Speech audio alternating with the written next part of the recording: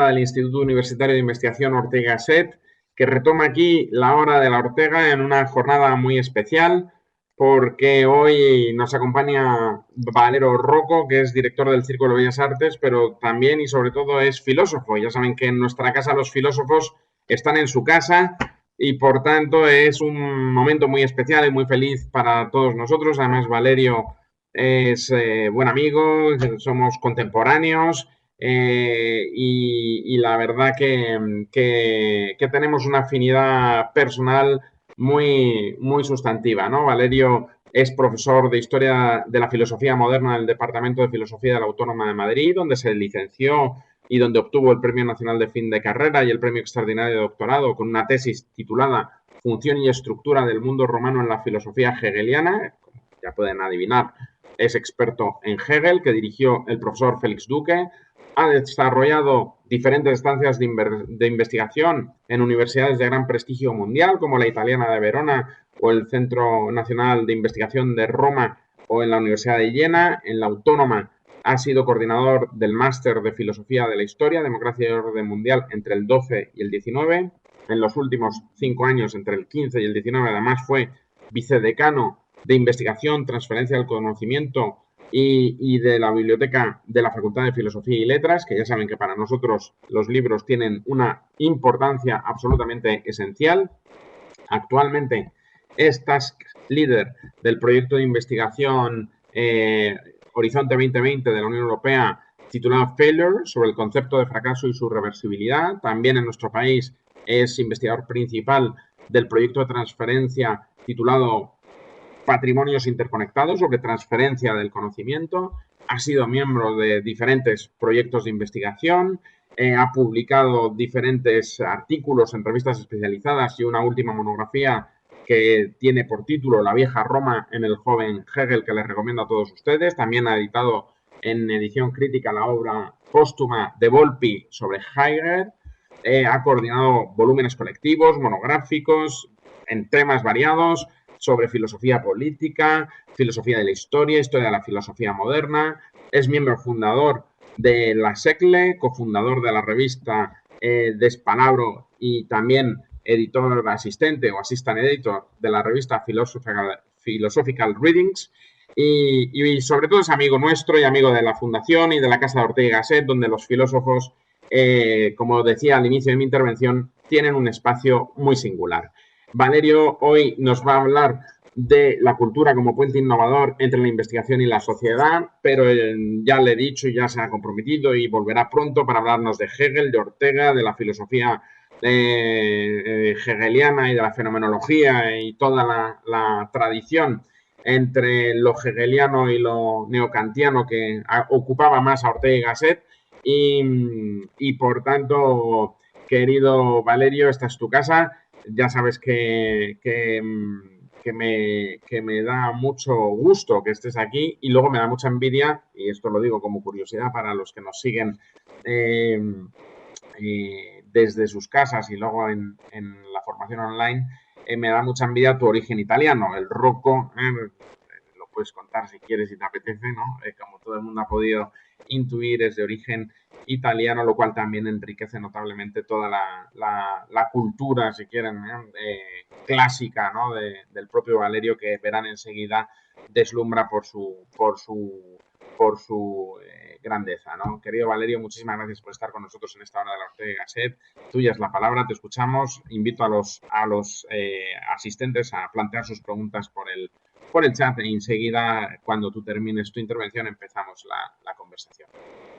No, muchísimas gracias a ti, Antonio, gracias a la Fundación Ortega. La verdad es que es un gusto estar en la hora de la Ortega, es un honor y poder compartir con vosotros unas pocas reflexiones en mi calidad ahora mismo de no solo híbrido por ser italo-español, como has adelantado, sino en este caso híbrido por ser pues, gestor cultural, ahora mismo tener la posibilidad de dirigir una institución de la historia y el prestigio del Círculo de Bellas Artes de Madrid, pero también profesor de filosofía y, por lo tanto, interesado en cuestiones conceptuales, ¿no? Porque lo que quiero abordar hoy en estos pues, 20-25 minutos en los que me habéis dado la ocasión de charlar con vosotros es simplemente intentar abordar desde la gestión cultural, el significado de dos conceptos centrales hoy en día, como son el de innovación y el de cultura. Y ver qué relación tienen estos dos conceptos entre sí y qué pueden hacer las instituciones culturales para aportar algo a estos dos conceptos tan importantes, ¿no? Voy a comenzar con la noción de innovación, que es una noción fundamental hoy en día en términos de política científica a cualquier nivel, ¿no? Si nos fijamos en cualquier universidad, proliferan hoy en día, creo que no hay ninguna universidad en España que no tenga un vicerrectorado de innovación, muchas veces incluso separado del vicerrectorado de investigación.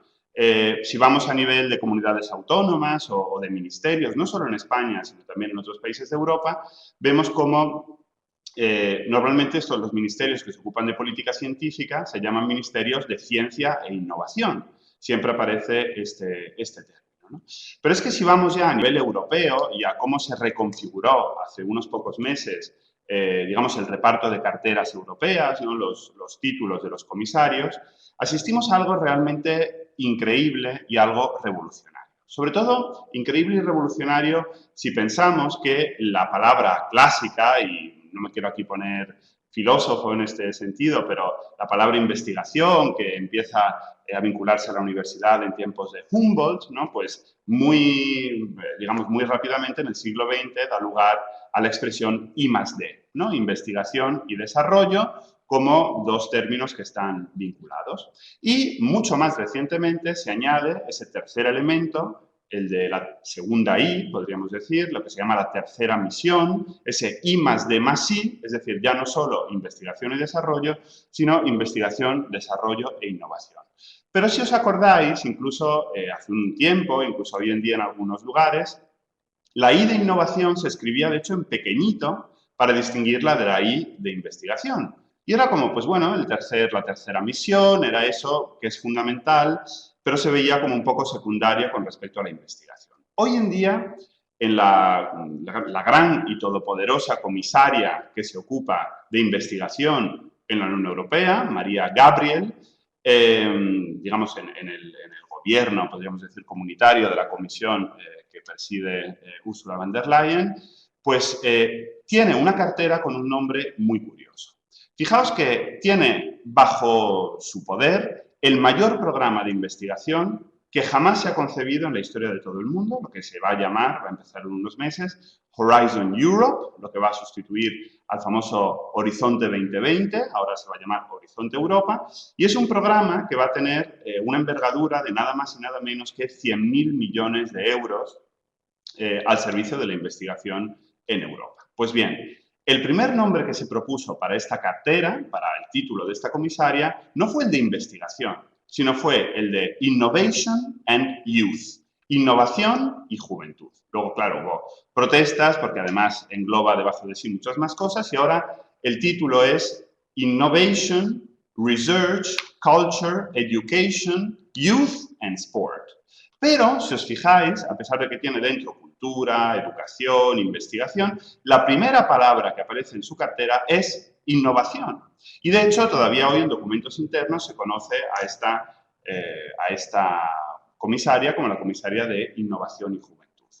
Esto es muy importante porque el foco de las instituciones europeas y cada vez más de las nacionales se ha puesto en la innovación, que ya no es la tercera misión, sino casi podríamos decir la misión a secas de la política científica, y esto no lo digo como una broma, sino que en este programa Horizonte Europa, del que os he hablado, hay un tercer pilar que se ha creado de manera novedosa, donde justamente hay una serie de misiones. Y estas misiones conforman lo que se llama Europa innovadora. Por lo tanto, todo el peso, todo el dinero, todo el interés está puesto en la innovación. Ahora bien, ¿qué es la innovación? Porque, claro, esto es una palabra muy manida, que está en todos los discursos, todos estamos a favor de la innovación, pero como filósofos siempre debemos sospechar de aquellas palabras a veces no necesariamente reflexionadas. Está claro que en muchos campos del saber, de la ciencia, está muy claro lo que es la innovación. Ha sido de siempre la transferencia del conocimiento. Es decir, es aquella aplicación, podríamos, por utilizar justamente una palabra kantiana o neokantiana, como citaba Antonio a Kant, pues la Anwendung, la aplicación kantiana, es la transferencia de la investigación a la sociedad. En formas distintas, que son muy variadas, pero que ya tienen una larga tradición en el mundo de la ingeniería, o en el mundo de las ciencias experimentales, o en el mundo, pues no sé, de la biomedicina, en el mundo incluso de las ciencias sociales. Está claro cuándo se hace innovación, cuándo se hace transferencia del conocimiento, cuando se hace una patente, una spin-off, ¿no? Una empresa que de repente surge de un proyecto de investigación, ahora se llaman EBCs, empresas basadas en el conocimiento, cuando se hace un contrato de investigación, en España a través del modelo del artículo 83, prototipos, informes técnicos, todas estas son maneras de transferir o de innovar en estas disciplinas. Pero la pregunta que yo os quiero trasladar es, ¿qué significa innovar en esas ramas del conocimiento que conforman las humanidades o las artes y las humanidades? ¿Cómo se transfiere el conocimiento generado en la investigación humanística? ¿Cómo se transfiere a la sociedad? Todos estamos de acuerdo en que la investigación humanística tiene un gran impacto en la sociedad, un gran valor. Y hay un consenso, también muchas veces no reflexionado, sobre que son fundamentales, que son cruciales para nuestras sociedades. Pero si nos preguntamos de qué manera ocurre esta transferencia, de qué manera ocurre esta innovación, ya casi ninguno sabemos contestar de una manera clara o de una manera unívoca.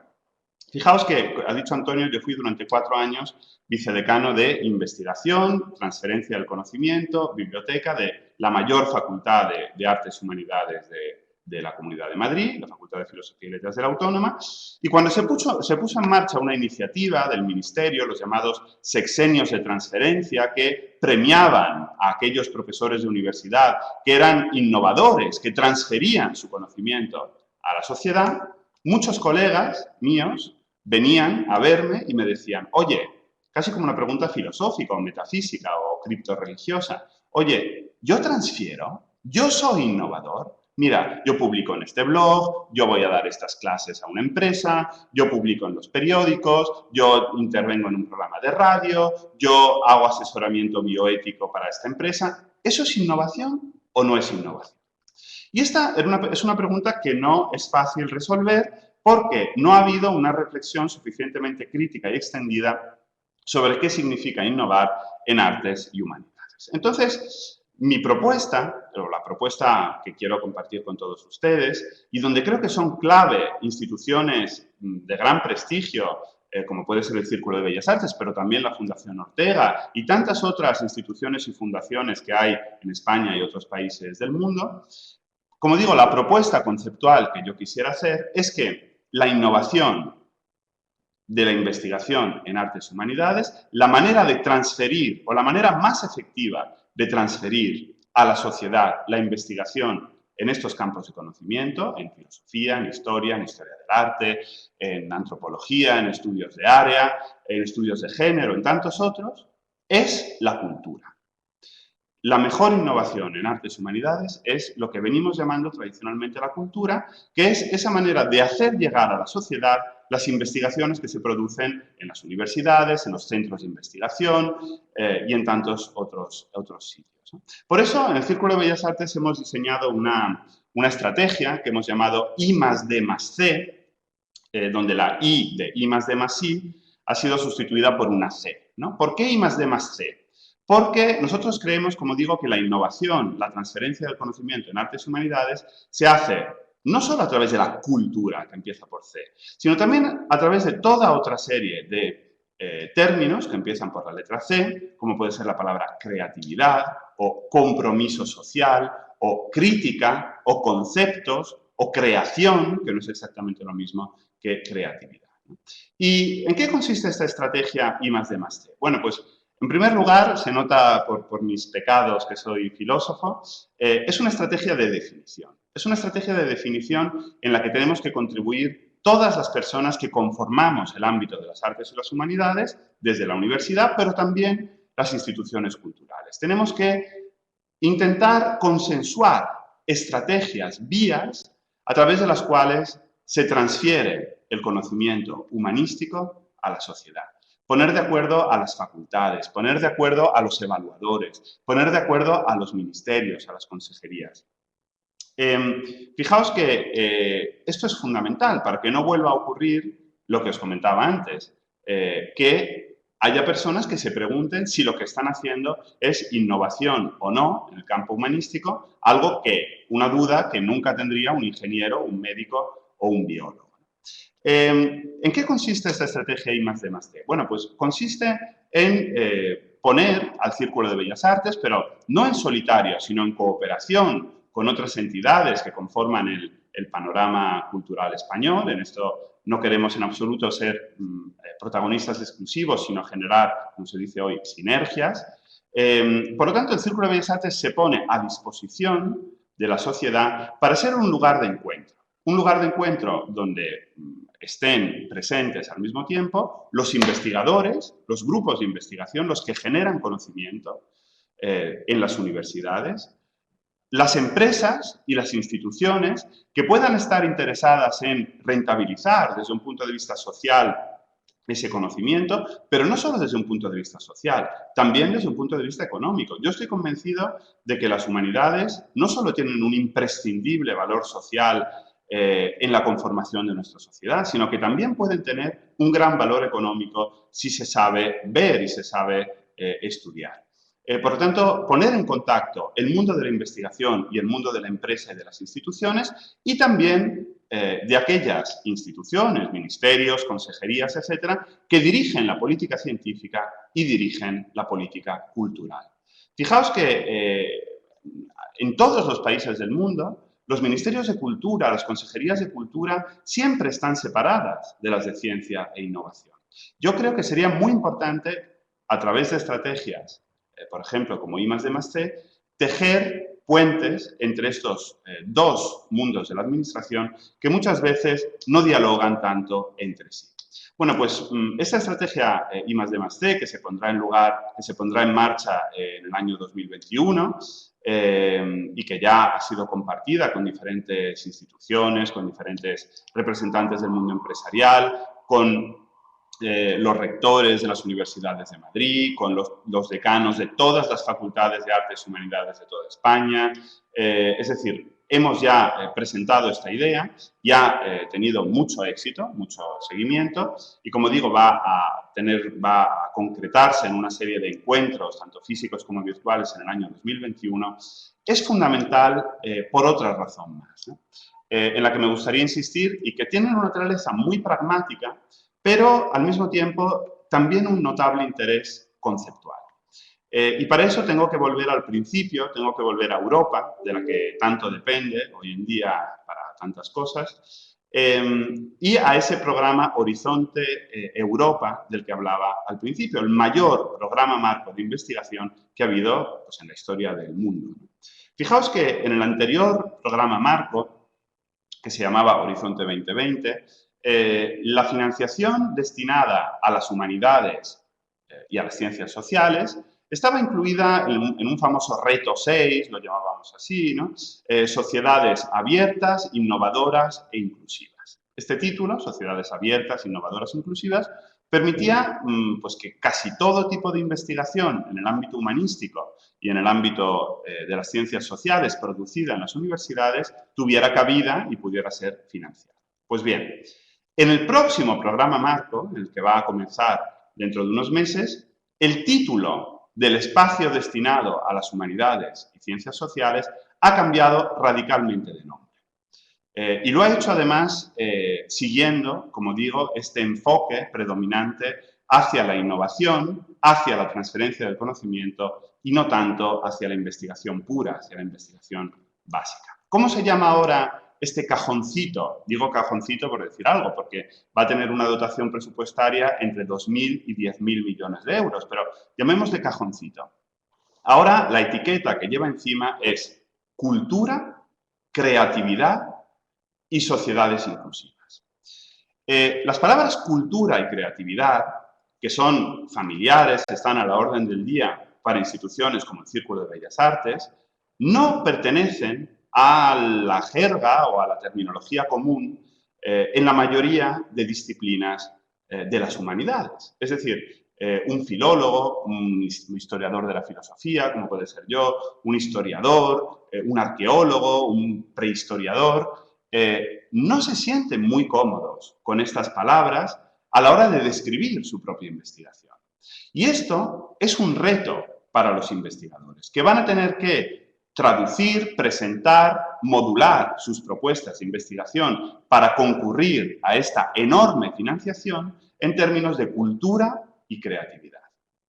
Por lo tanto, se abre un espacio, creo yo, en el que las instituciones culturales, como puede ser el Círculo de Bellas Artes, pero insisto, tantas otras de tanta calidad que hay en España, en Europa y en el resto del mundo, se abre un espacio para ellas como coprotagonistas de la política de investigación europea. Yo creo que el mensaje que nos está mandando la Unión Europea es: la investigación es fundamental, la investigación genera desarrollo, genera crecimiento, pero debe, en determinadas áreas, como son el campo humanístico y de las ciencias sociales, adoptar un vestido, un revestimiento cultural y creativo para poder llegar verdaderamente a la sociedad y a la ciudadanía. Por lo tanto, desde el principio, los proyectos de investigación de mañana y de los próximos 7 años van a tener que adoptar una forma cultural y hacerse en colaboración con las instituciones culturales. Esto no solo por lo que respecta al primer término del que os he hablado, el de cultura, también en lo que respecta al término creatividad. Es un término por el que hay ahora mismo también una pelea conceptual. Esto yo creo que es importante ponerlo de manifiesto, porque muchas veces detrás de las batallas políticas y presupuestarias por quedarse con trozos del pastel, en este caso de la financiación europea, hay auténticas disputas conceptuales. ¿Qué es la creatividad? Pues hay básicamente dos grandes maneras de entenderla. Una manera más cercana, si queremos, a una lógica empresarial de los coaches, de los entrenadores personales, en fin, no sé cómo describirlos, pero creo que todos entendéis, de un cierto tipo de psicología, de neurología, de plasticidad neuronal, que describe en estos términos la creatividad. Y luego está la larguísima tradición, que me atrevo a decir que arranca casi con el concepto kantiano de espontaneidad, una tradición filosófica, artística, que hace de las disciplinas humanísticas en lugar de la creatividad. Y esa creatividad, por cierto, interesa a la Unión Europea, no nos engañemos, no por un interés genuino por estas disciplinas y el valor que pueden tener intrínseco, sino porque esa creatividad, esa posibilidad de ser disruptivas, de transformar las preguntas, de cambiar completamente el punto de vista, puede tener a su vez una aplicación y una rentabilidad en multitud de campos, el económico, el ingenieril, el técnico. Por lo tanto, no perdamos, digo, desde las humanidades, desde las ciencias sociales, la batalla conceptual por la creatividad, reivindiquemos ese tipo de creatividad humanística y artística, porque eso va a influir en el tipo de cultura que va a ser protagonista en los próximos años en Europa y va, al final, también a influir en algo tan importante como la gran política científica europea y nacional de los próximos, como mínimo, 7 años. Entonces, para concluir, simplemente quería haceros ver cómo instituciones como el Círculo de Bellas Artes o la Fundación Ortega, que tienen décadas, en el caso del Círculo de Bellas Artes, 140 años de historia, tienen ahora mismo una posibilidad que no pueden perder y en la que es, por cierto, fundamental la cooperación entre muchas entidades de este tipo y también, obviamente, con las universidades. Y ahora, bueno, agradeciendo una vez más a la Fundación Ortega el tiempo y el espacio que me ha dado, pues estaré encantado de escuchar y de responder sus preguntas. Pues muchísimas gracias, Valerio. Has generado una corriente de unanimidad y de, digamos, sinergias con lo que has expresado, porque las preguntas que han aparecido, que ahora animo a todo el mundo a hacer mayores aportaciones. Las primeras, que son de Jon Albizu y de Unai Villarreal, pregunta sobre los proyectos, los grandes que se está planteando el Círculo de Bellas Artes a medio y largo plazo, yo te pregunto ahí qué plan tenéis en relación con la situación, ¿no?, que estamos viviendo desde un punto de vista sanitario, y al mismo tiempo te preguntan de esos proyectos cuáles y en qué medida vinculados con las universidades. Sí, muchas gracias por la pregunta. El Círculo había acudido tradicionalmente siempre a proyectos relacionados con el área de cultura, ¿no? Es decir, proyectos, subvenciones del Ministerio de Cultura, por la parte europea de Europa Creativa, por lo tanto, la parte de cultura, y solo recientemente nos hemos vinculado a una serie de proyectos de investigación, tanto del ámbito autonómico, como puede ser el de patrimonios interconectados que ha citado Antonio, como del ámbito europeo, como el proyecto Horizonte 2020 sobre el fracaso, del que vamos a ser pronto miembros beneficiarios, nos vamos a adherir al consorcio ya existente, y de hecho hemos celebrado aquí pues, varias sesiones de este proyecto, ¿no? No olvidemos que el Círculo tiene también la mención de Casa Europa, junto con Casa Asia, Casa África, Casa América, que hay en Madrid, pues el Círculo es Casa Europa, y casi yo creo que es una obligación moral para el Círculo ser miembro de proyectos europeos, y hemos acudido también en esta última convocatoria a varias propuestas de distinta índole, ¿no? Una de las primeras cosas que hice cuando fui elegido director del Círculo de Bellas Artes fue montar un pequeño departamento de petición de proyectos europeos, no en el área de la cultura, sino en el área, como digo, de la investigación e innovación, justamente porque creo firmemente en todo lo que os he explicado hoy, y está claro que muchos de estos proyectos tendrán que ver con la crisis sanitaria, sociosanitaria, y de esta manera estamos viendo cómo proyectos que por ahora son proyectos culturales, como el glosario de la pandemia, este conjunto de reflexiones por parte de filósofos y otros intelectuales que por ahora están en forma de vídeo, colgadas en nuestra web, y que creemos que es un proyecto muy interesante, pues ver un poco qué rendimiento podemos darle en términos de investigación, en términos de petición de proyectos y de colaboración conjunta con otras instituciones para pedir proyectos desde las instituciones culturales, ¿no? Para terminar, os digo que en octubre se va a firmar en Berlín la creación de un macro consorcio europeo llamada, ahora mismo no recuerdo el nombre exacto, Alliance of Academies, la alianza de las academias. En esto de las academias me suena un poco mal en español, ¿no?, porque parece una academia de piso, pero, en fin, todos los grandes centros tradicionales, culturales europeos, capitaneados por la Akademie der Künste de Berlín, de tantísima tradición, nos vamos a unir en un gran consorcio, no solo para hacer lobby, algo que es tan importante y tan necesario hoy en Bruselas, sino también para generar este tipo de consorcios a nivel de investigación. O sea, yo creo que el camino es fructífero y que vamos a conseguir resultados. Daniel te plantea una pregunta de orden filosófico en relación con la cultura. Cita a Ortega y señala la cita donde el filósofo dice: los pueblos que se hayan acercado tanto espacialmente, no quiere decir que estén vitalmente más próximos. Esto supongo que tiene que ver con aquella vieja cita de Ortega donde definía la cultura como el sistema vital de las ideas de cada tiempo, ¿no? Y pregunta: ¿la cultura entendida como contenido transvital puede sustituir en una aceptación de hiperculturalidad donde se ha producido una desfactificación y una amplificación del concepto? Cita al pensador chino Byung-Chul y señala cómo desde la hiperculturalidad como pérdida del concepto de pureza a nivel territorial, pregunta: ¿este nuevo reino de la libertad del que hablaba el poeta clásico alemán Schiller no podría ser contraproducente si no se estandarizan bien los valores culturales? Podemos caer en la desgracia del todo, ¿vale? Sí, esta es una pregunta que da para varias tesis doctorales. Gracias por la pregunta. Digo, esto es un doctorado, te vamos a doctorar otra vez.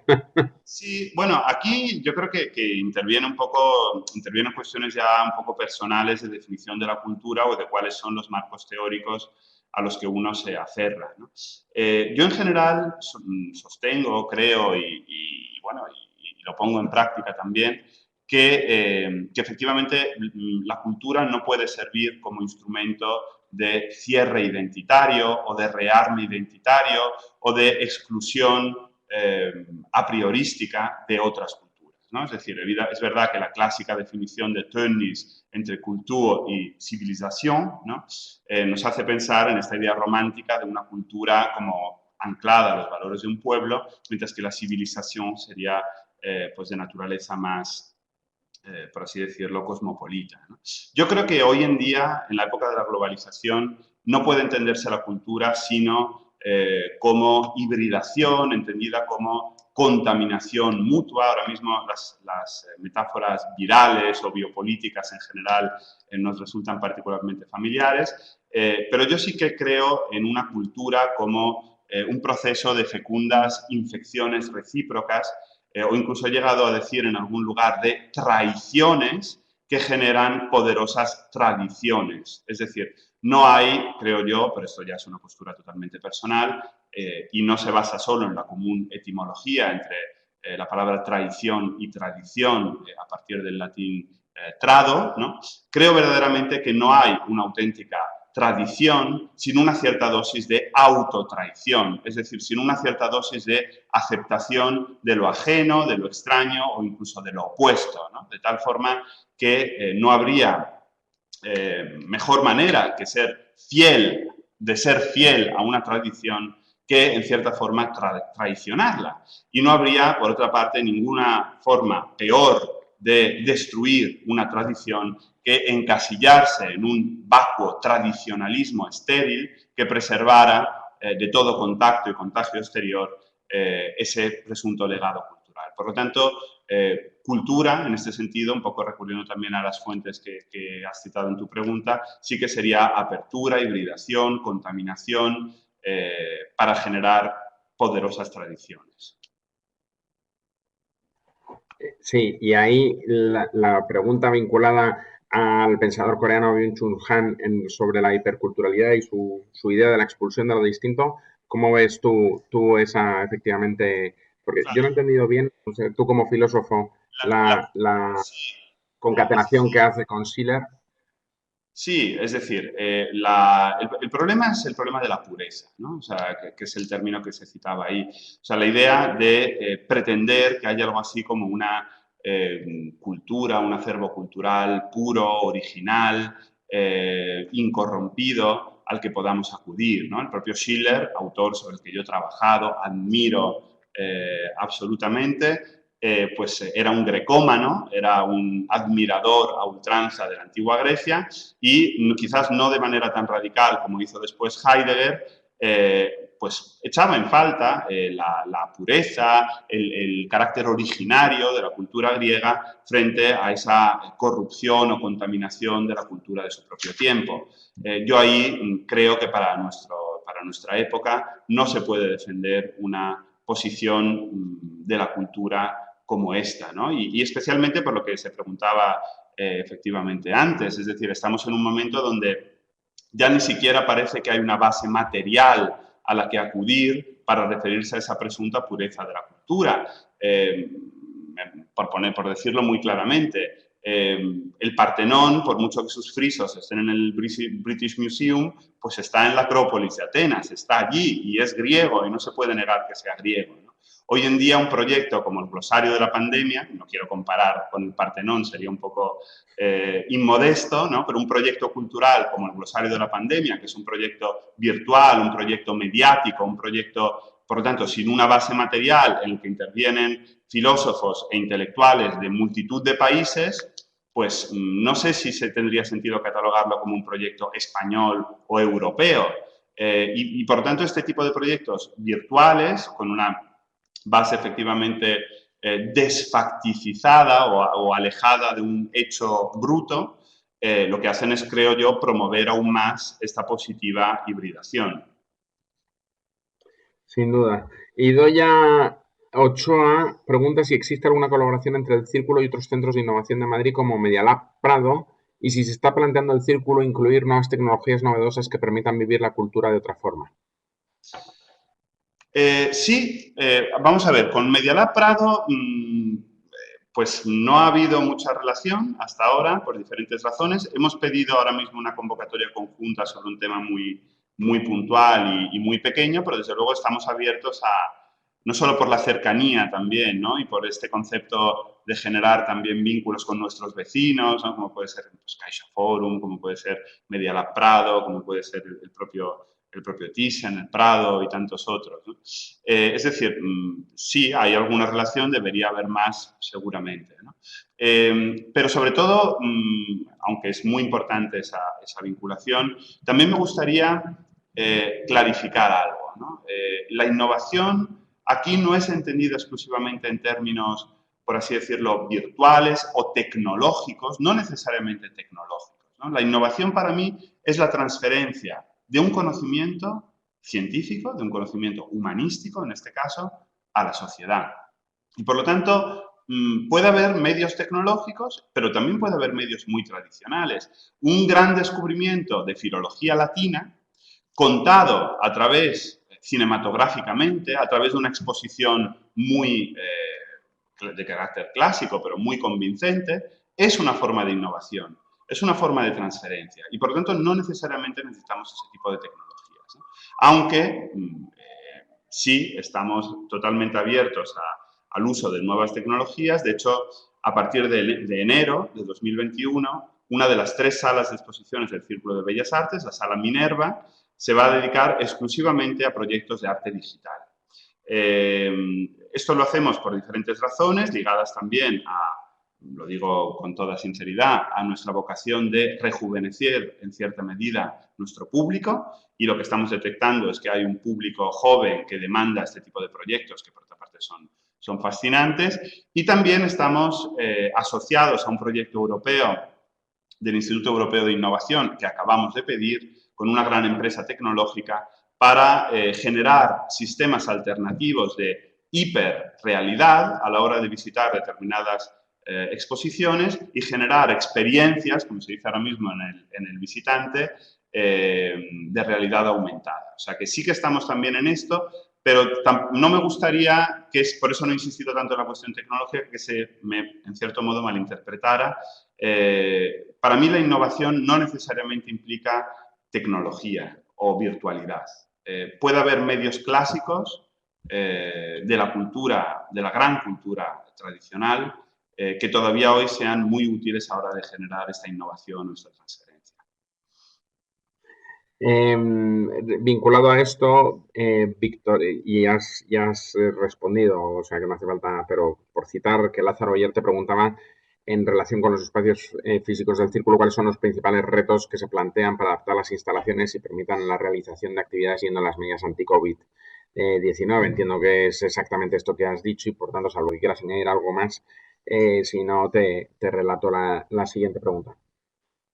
Sí, simplemente puedo añadir una cosa muy breve, y es que en todo este tiempo COVID en el que hemos estado muy activos, la verdad es que las redes sociales y la página web del Círculo han sufrido un crecimiento exponencial por toda la programación virtual que hemos hecho, porque hemos hecho una exposición virtual, una inauguración virtual, hemos hecho recorridos virtuales de todas nuestras exposiciones, conciertos virtuales, bueno, podría seguir, ¿no? Puesto a disposición del público nuestros libros en formato ebook.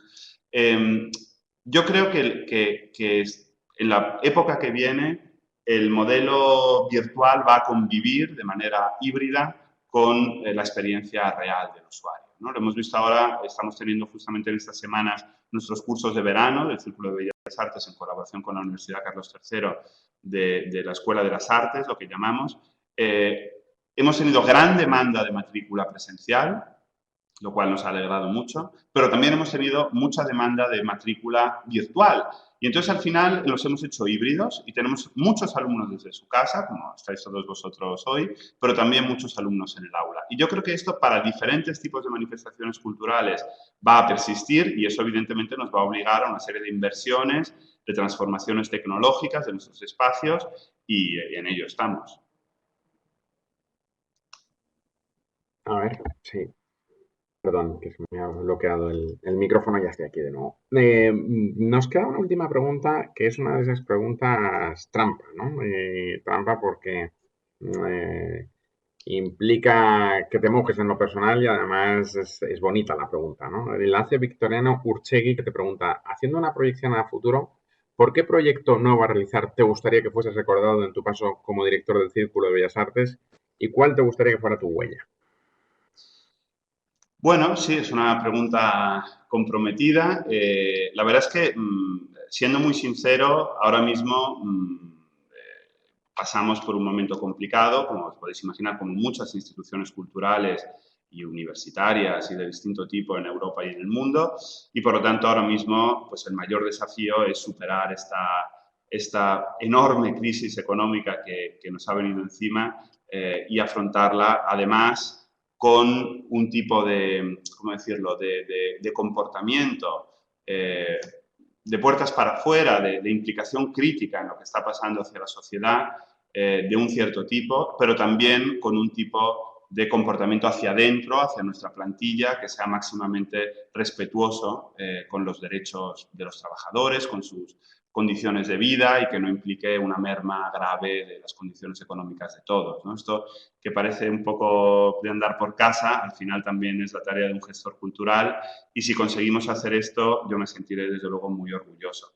Digamos, en términos más estratégicos, yo creo que esta idea de la innovación, esta idea del I más D más T, es para mí mi principal proyecto, porque implica, por una parte, unas posibilidades de financiación increíbles para el Círculo de Bellas Artes, es decir, si se consiguiera uno o dos proyectos europeos como los que estamos pidiendo, pues el margen de maniobra que tendría una institución como esta para emprender otros proyectos a su vez sería enorme, porque la cantidad de dinero que vendría sería muy importante, pero también implicaría toda una serie de conexiones con universidades, de conexiones con otras instituciones del panorama cultural español y también de internacionalización con otras instituciones europeas. Yo creo que el término innovación, que es el que sobre todo he tratado hoy, es para mí la clave de bóveda de muchas acciones a las que estoy orientando la actividad del Círculo de Bellas Artes, a pesar de la dificultad de los momentos por los que atravesamos, y por lo tanto yo no aspiro a ser recordado, la verdad es que ser memorable no está entre mis objetivos, pero sí me gustaría quizá que se me vinculara con esta palabra correctamente entendida de una manera crítica, de una manera compleja, de una manera conceptualmente renovada y que hiciera un favor, por decirlo así, a los ámbitos artístico y humanístico en España y en Europa. Pues estoy seguro, querido Valerio, de que así será, ¿eh? Porque conociendo tu empuje, tu impulso y tu capacidad de hacer, veremos en los próximos años una gran labor en el círculo y todos los que queremos y admiramos esa institución, pues estamos seguros de que tendremos en vosotros, seguiremos teniendo esa referencia que tanto nos agrada en la vida cultural madrileña, española y europea. Desde luego, ya sabes que con Europa está también en el ADN de Ortega y Gasset y de Gregorio Marañón como miembros de la generación del 14 y de esa idea de lo que significaba Europa para ellos, que es universidad, ciencia, cultura, competencia, ¿no? En términos orteguianos, ¿no? De la capacidad de dar respuesta a la demanda, que quizás sea el concepto antecesor de innovación, ¿no? Y de creatividad que tú abocabas en tu intervención y desde luego siéntanos a vuestro lado para todo aquello que podáis precisar. Agradecerte de corazón que hayas estado con nosotros en esta tu casa. Quedas combinado e invitado para venir a hablar de filosofía a la hora de la Ortega y al instituto a la vuelta del verano. No te voy a dejar ir más lejos porque de verdad que es un placer escucharte y un placer tenerte con nosotros. Un fuerte Gracias abrazo a y muy buenas vosotros. tardes a todos. Gracias, de verdad, he estado muy a gusto, de verdad. Muchas gracias a la Fundación. Un gran placer. Hasta ahora.